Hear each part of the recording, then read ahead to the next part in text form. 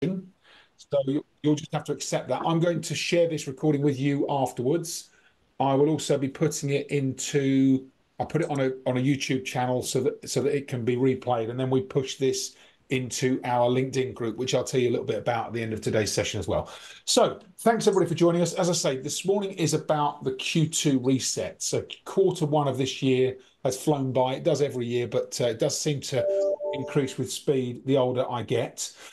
And what I've noticed over the years of leading businesses, managing my own teams, managing my own business, is that very often throughout a quarter we can get really busy, kind of feel like you're on the treadmill, energy starts to almost reduce, and then without that opportunity to intentionally reset at a quarter's beginning, we can find ourselves just kind of drifting from one to the next. So we'll talk a little bit about how we do that today and why we do it, and some techniques, and maybe even some examples of how we can do that in our businesses. We always run this session, as you'll know, in thirds, for those of you who have been here before. So the first third is this part. So I'll share some insights with you, hopefully some useful information, certainly some information. And then the second third is an opportunity for you to meet and greet. So we'll open up some breakout rooms, give you a chance to talk with your peers and colleagues, and just have a conversation about what the Q2 reset, as today's topic, really means for you, what you might need to do differently in your business. And then the final third, is us coming back together, and each of the breakout rooms, someone from each breakout room, just sharing some of the themes of your discussion. And the reason we do it in those three stages is it's how I run a lot of my client workshops. It's really useful because you get three phases of learning. You get some kind of information that you can process and think, okay, how's that apply to me? So I'll invite you to think about that in this first third. Second third's about processing, discussing, learning from your peers.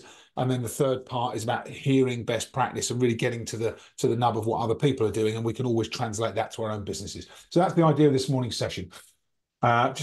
Just going to invite, just let Steve in as well. So let's walk through this morning's content. So the idea of these sessions, as those of you who have been before will know, it's an opportunity to slow things down, get some thinking time. Thinking time is so precious for us. We very rarely get it in our businesses. We're constantly moving from one task to the next, from one situation, meeting to the next. So this morning really is a chance to kind of step off that treadmill and get some thinking time. So give yourself the luxury of that this morning. And what we're going to talk about is the Q2. I talked about the Q2 reset. We'll talk about growth targets and how we kind of almost revisit growth targets with our teams. We'll think about how to get our teams to start to think bigger. And sometimes that's useful for us as well. So how do we think bigger this year in 2024? And I talked a bit about this at the start of the year, but it's a revisit. So if anybody's been in that previous session, think of this as a refresh. If you weren't in that early session, then it's an opportunity to see the information for the first time. Then we'll talk about how do we get our teams on board, because of course growth is not easy to do on our own. Sometimes as leaders we can feel like we are pushing quite hard, and actually we should switch from pushing to pulling. And I will talk a bit about that this morning as well. Okay, so first thing is about setting goals, defining targets, understanding why we're doing something. That's really useful if we think about goal setting. You might have seen this chart from me before. I always like this chart because it reminds me of what actually happens when we're trying to achieve goals. We think goal setting and achievement's really easy. The goal setting certainly is, but it's the achievement that's the difficult piece. And we'll find ourselves being hit by all sorts of challenges along the way. And it's the reason why goals are so important, because when all this stuff happens, life stuff happens, business stuff happens, market conditions change, interest rates go up, all sorts of things happen. When those market conditions come into play, or when life conditions come into play, actually staying focused on a goal is often what is the difference between success and failure. So we have to help our teams and ourselves to do that work in setting the goals. And I like to think, particularly this year is a good example, is a reminder of the work that I've done previously with my teams. And I have to say, I can't take responsibility for this idea, this concept. It's something that has happened. Chris, you're going to tell me I'm not sharing my slides, aren't you? Thank you, Chris. Yeah, right. Brilliant. Chris, thank you so much. You know what? I'm glad you did because I was plugging away. So on this, here we go. So I won't go back. I'll just stick with where we are. Thank you, Chris. You helped me with some awareness there. Um, but I like to think of goal setting and you think about your annual targets.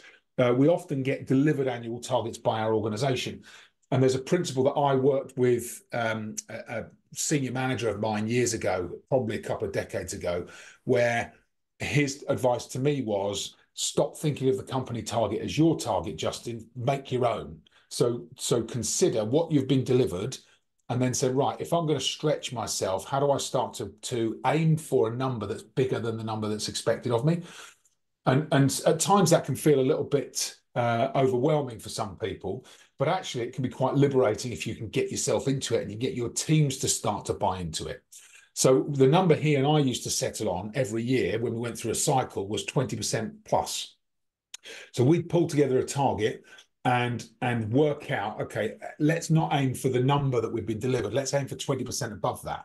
And we didn't necessarily communicate this too publicly, but our own plans, the plans that I was working on, the plans that my team were working on, were then aiming for that 20% plus. And so it's all about responsibility. If we start to take responsibility for a larger number, it starts to change the way that we think.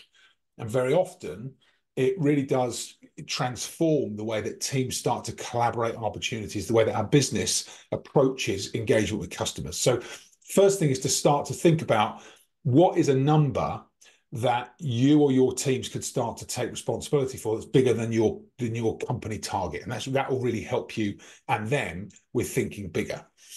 And then once you've got that number, the next step is to think about the reason why you want to achieve those goals. And it's really interesting, this conversation with your teams. If you haven't had it, it's really interesting to ask your teams why it's personally important to them to deliver and perform. And not what they're doing, but why they want to do it. And I've done this quite a few times in the past, and it always surfaces something unusual. There's always some feedback from members of the team that I wasn't expecting.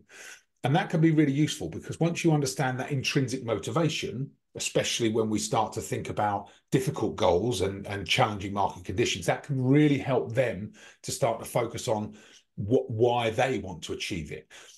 And asking the specific question, what's the positive impact of them or to them of achieving their targets? And very often, when I've had these conversations with members of my team, it's the first time they've ever really thought about it. It's the first time they've ever really dug deep and thought about their own personal motivation. And if you haven't had the chance to have that conversation, it's definitely worth doing it with each member of your team. And the reason for this, you'll know this from our previous sessions, one of the reasons for this is because it starts to trigger this system in the mind called the reticular activating system. And this is our goal-setting mechanism within the mind. It starts to get us thinking about what we're trying to achieve, and the brain starts to filter out everything else. So when we're really focused on opportunity, and when we start to think about what we want to achieve, the mind starts to look for different ways that we can achieve it and things that will help us to achieve it. People, situations, conversations, tools, assets, partnerships, all sorts of things. But these things only happen when we start to think about it, when the mind is truly engaged. So by having these conversations with our teams and ourselves, we really start to dig into this kind of fine-tuning of the mind. And so that's really useful. Practically, how do we do it? So I always think that the Q2 reset's a really opportunity, or any quarterly reset, it's a really good opportunity to get back to some of the fundamentals. And for those of you who are dealing with customers, clients, and you've got teams that are dealing with customers and clients, to think about priorities and pipeline is really important. Where is the future business coming from? And how do we start to really become more clear over those opportunities and when they'll close? And I've got this really simple priorities and pipeline document that I use with clients and with my own business. And you can see it's really simple. So it's like, who's the customer? What's the key? What is their kind of key stakeholder? I'll show you an example in a minute.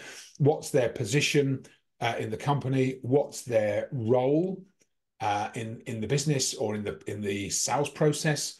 What's the focus product that you're working on with them? What's the value of the account to you today? What's the potential opportunity value? And then this total potential column sums itself. What sales stage are we at with them? When do we think it will close? Where is it right now in terms of status? Is it on or off track?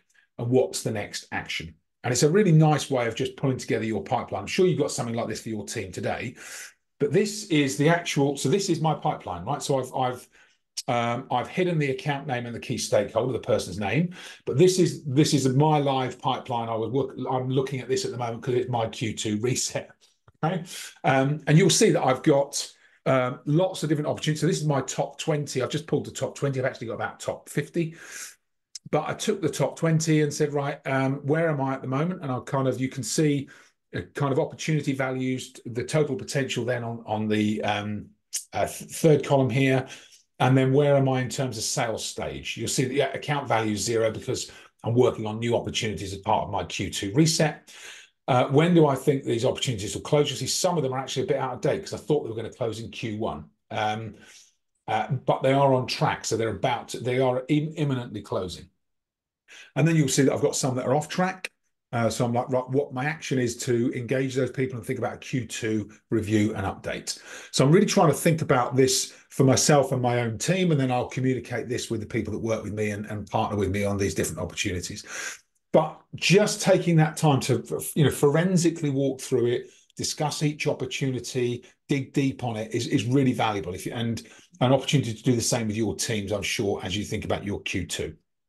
So that's practically target setting. Let's talk a little bit about how we get our teams on board, and then I'll open up some breakout rooms and give you a chance to talk about this with your group. So I like to think about communication of goals being paramount, but we can only do it if we're clear ourselves. So first things first, we have to be clear on our targets, on our approach before we can communicate it with our teams. That's really important. Otherwise we can feel a little bit disconnected and disjointed. And also I like to think about this higher purpose and clarity. So the higher purpose could be, achieving a bigger goal than the company sets. It could be thinking beyond what we're doing today and actually starting to consider, what does it mean for the team? Is there something else that we're trying to do in the marketplace that's perhaps a bigger goal for our business? Maybe it's a transformation. Maybe it's, if you're dealing with customers, maybe it's really enabling them to do something bigger for themselves. But then also clarity on the numbers, clarity on the key people that they're engaging. And that really does help the team to get this higher level of motivation and engagement. And there's a great book. I don't know if anybody's ever read the book Traction by Gino Wickman, but it's a book about scaling businesses. And it's a really interesting book. He talks about a number of principles in there. One of the principles is the importance of a quarterly reset, simply because most people in businesses tend to drift off track.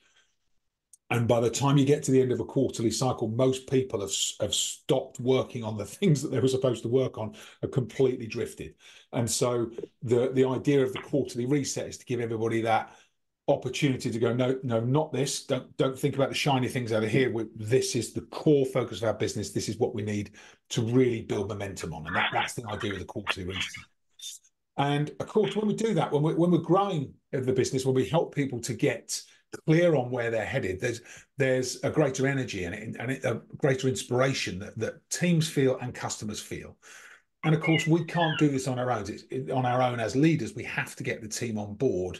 And growth in a business is a team sport. We have to get the team working on it, and it's most effective when they are. So I start to think about this in two ways, and I'm sure you'll all do this already, but discuss your plans as a team. So help everybody to understand, this is what we're working on as a team, and do it with each team member one-to-one. So that, forensic review of key opportunities, key activities, one-to-one is the most effective way to do it. But then sharing what people are doing as a team is really useful as well, because everybody then starts to get that sense of joint momentum and growth and progress. But of course, understanding the motivation, we talked about motivation, is really important. And so is either recognition or reward. So once we understand what motivates our teams, making sure that they and we are clear on what's the reward for them to achieve those goals. And it doesn't have to be financial exclusively, There can be some recognition in there. There can be some, progress. And actually having a discussion with each member of the team about what they want as recognition or reward can also be really useful because it's different for everybody in our business. And of course, really thinking what's in it for me from the team's perspective. What is it that they're looking for from that kind of recognition or success as they start to achieve their goals? I won't talk through this. I've got a kind of top 10 tips on how to accelerate business growth. You'll see we've covered the first couple today. There's a number of others there as a high level. Happy to share those with you outside of today's session. So let's give you a chance to talk to each other about your kind of key takeaways then. So key takeaways from this discussion this morning. Let me open up, how many people have we got? Let me open up 3 breakout rooms. And I'll just open these automatically. So we'll just set up. Yeah, perfect. And I think we've got a couple of two rooms of 4 and 1 room of 3. So I hope you enjoy the conversation. Just talk about, from your perspective, it can be this session that we've covered, the content we've covered so far this morning, or it can be, what you're planning to do as part of your Q2 reset. But just have a conversation about what does that mean for you? What changes do you need to make going forward? And then if you can also just ask somebody in the group or just agree amongst your group, somebody that will feed back to us when we rejoin. So we're at 9:20 now. So I'll give you somewhere between 15 and 20 minutes. We'll come back between 25 to and 22 the hour. And I hope you enjoy meeting your colleagues, having this discussion, and I look forward to hearing your feedback in 15 to 20 minutes or so time. Enjoy. See you soon, everybody. Welcome back. So I hope you enjoyed your conversations. I joined George and Jason for a great conversation, so I was delighted with that. So we'll take. That's not sarcastic. I'm serious. We'll take some feedback and we'll go kind of room by room. So let's start with. I'll just look at the room on my breakout rooms in Zoom. So room 1 was Andy, Chris, and Matt. Andy, Chris, and Matt. How did you guys get on? And did you decide who was going to share back? Thanks. Yeah, it's Andy. Just to say thank you to Matt and who else was in the room? Forgive me. Was it Chris? Chris. Yeah, sorry, Chris and Matt. We had a really interesting conversation. And I did most of the talking, so they've handed me the task of trying to feed back the discussion. It's just to give you a sense of our discussion was I'm joining a company in May, SaaS AI tech. Biggest partners are Apple and Samsung and Microsoft. It's a fast-growing company with private equity backed, with deal sizes between 6 million to 100 million. Wow! And there's a short-term gap. I'm coming in to help fill as global head of partnerships in their cash flow between the deals that are going to land next year and because they just take so much time, the RFP process, procurement, slow everything down. And I was just explaining the pressure of my role as accelerating short-term growth to fill that gap. Yeah. And the guys were really helpful. We talked a little bit about challenging the existing pipeline, looking into the existing sales deals, using what I'm going to use as challenger methodology just to really understand the business as quickly as I can and try and accelerate those either deals that are in the pipeline or find new ones through the partnerships. Yeah. So it was really just a sort of, I'm in a dilemma about how quickly I can move and how quickly I can deliver. And Chris and Matt were really helpful in terms of just identifying some steps and processes for my sort of 90-day initiation. So no, we had a really excellent discussion. Thanks, guys. I really enjoyed it. It was nice to meet you. Brilliant. Brilliant. I'm glad you had that value from the conversation, Andy. Excellent. And sometimes, that's really important, is just to share it with somebody outside of your immediate sphere of influence, because you'll get different kind of coaching, different questions, different ideas. Excellent. Thanks, Andy. Chris, Matt, anything from you on the conversation? No, I think it was. No, enjoyed it. Sorry, Matt. Sorry. No, I think it was quite interesting that we have very different businesses, but we all have the same challenge. So I think one of the things as well is, when you come to a new quarter, is really just kind of setting out your goals and objectives, and making sure that the entire company is on the same page, and they understand the motivation. So it's going back to what you said, Justin. It's quite important that everyone understands where the business is going and why it's doing what it's doing. So yeah, I think that's it from that's my thanks, two. Matt. Thank you, appreciate it. And you're absolutely right. You all relate to having, like, you have the odd flat spot here and there where like your motivation starts to get, I don't know, you feel a bit tired or worn out or whatever. Really important that we reset ourselves and reset our teams, because when you're in a leadership position, if you start to feel that, you can only start to imagine, actually, how's my team feeling? If I'm feeling like this, how are my team feeling? And I'm a firm believer that as leaders, one of our responsibilities is to generate energy, motivation, and engagement.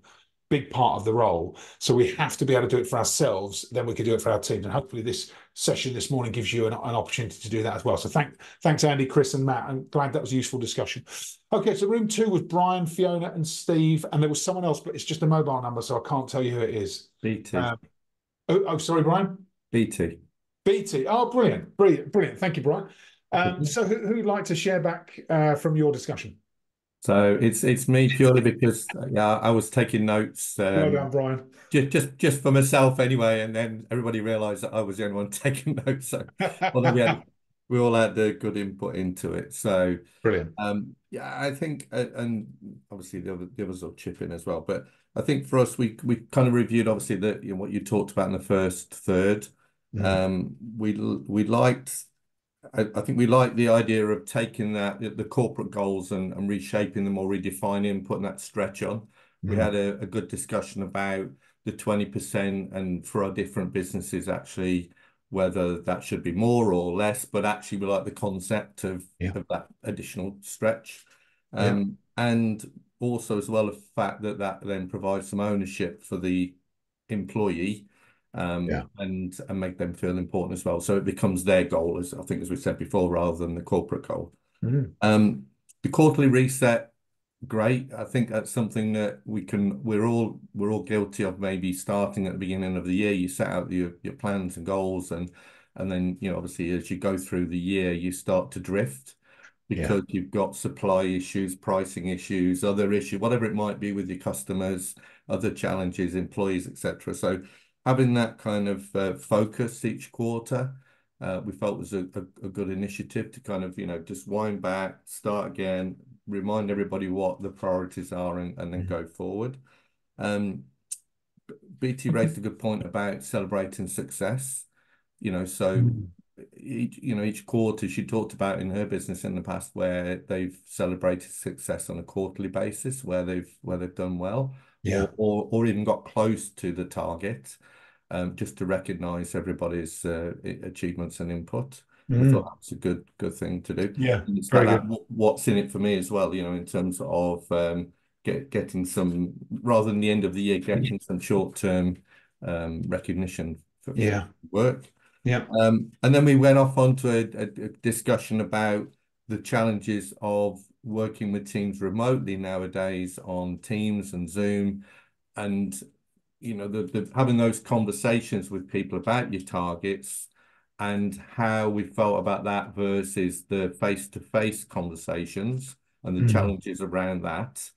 And then we also not drifted, but then we kind of led into a discussion about, okay, great, we celebrate success, but on the other side, how do we manage, maybe the performance management side of things where someone in the team isn't pulling the weight or performing well. So we had a really good discussion. It kind of moved from one piece to another, but really good discussion. I don't know if anyone else has got anything to want to add to that.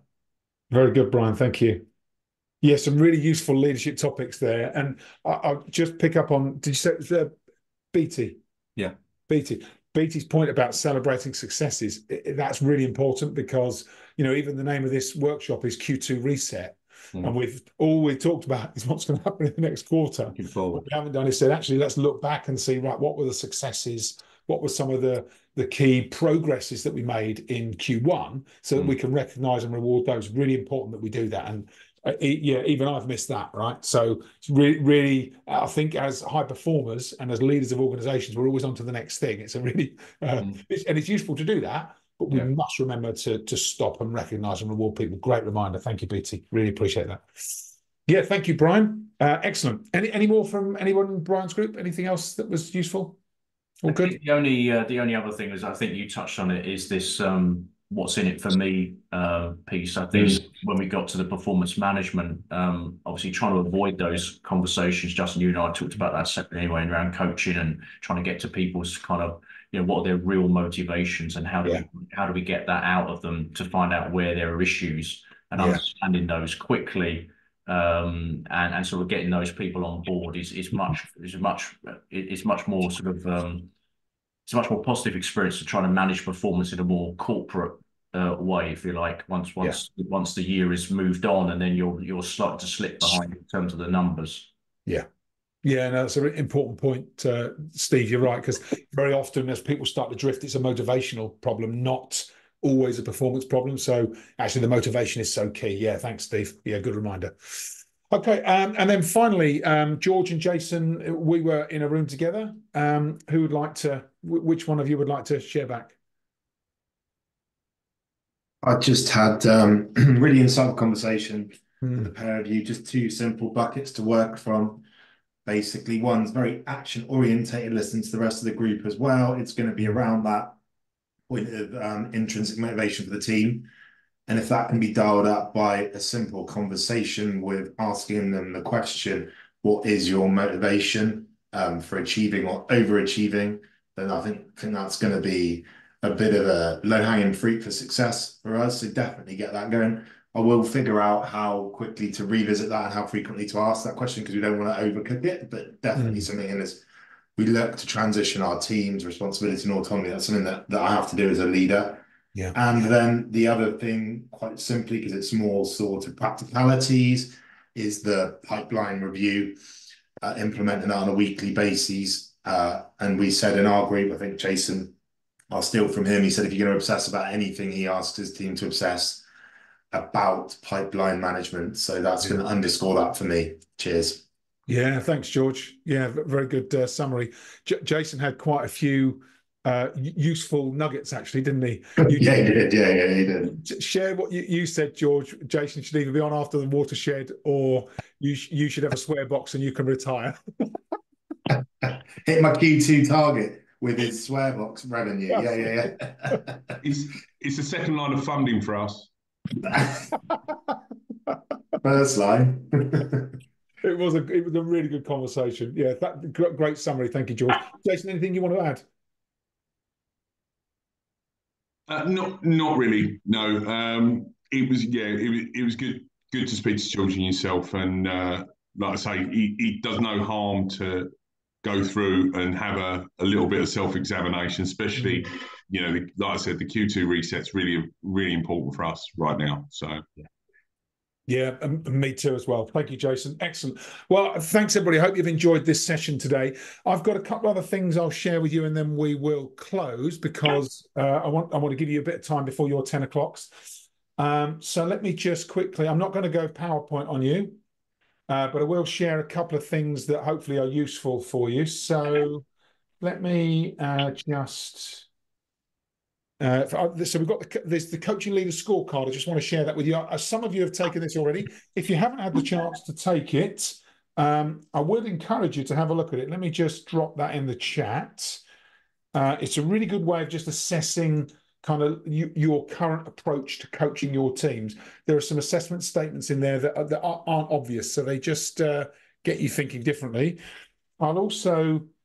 Let me put in here also the link to my diary, which I do each week. So just wanted to share with you. You just put my screen share. For some reason, Zoom's not letting me find the chat box and share my screen at the same time. But if you'd like a one-to-one, I think I say this most weeks. If it's your first time here, then hopefully this is useful as well. But if you'd like a one-to-one conversation about your business, your teams, what's happening for you, and maybe just a bit of support navigating where you've got to or where you're going to this year, this link in the chat is a 45-minute free coaching session. It's on me. Thank you to those of you who have taken me up on that so far. Very happy to meet up and just have a conversation about it. And what we cover in that session is basically your agenda. Whatever it is that you want to talk about. It might be related to today's topic around the Q2 reset. You might have some kind of thoughts around, okay, how do I do that? You might have some particularly challenging customers or team members. If you'd like to chat about that, then feel free to book a meeting. The other thing I just wanted to touch on today is we've got this Coaching Leaders Network, which is a LinkedIn group. It's a group on LinkedIn. What I'm using that group for now is to try and build a community outside of these sessions, but also we're putting all of the recordings from these sessions will go into that group. And I'll start to kind of think about themes. We run a poll in there each week. So hopefully it starts to become a resource that's useful for you. The group is here. Let me, I'll put this in the follow-up email today as well, so you've got it. Let me share that into our chat box as well. If anybody wants to go straight to there, then feel free to join that group as well. And we'll try and just kind of get some things going that help us build a leadership community, because as I think you'll have heard me talk about, one of the big challenges in leadership is this feeling of isolation. It's quite common. So the idea of these groups is to give you hopefully a community and a resource and some people that give you that opportunity to collaborate and learn best practice. That's the idea.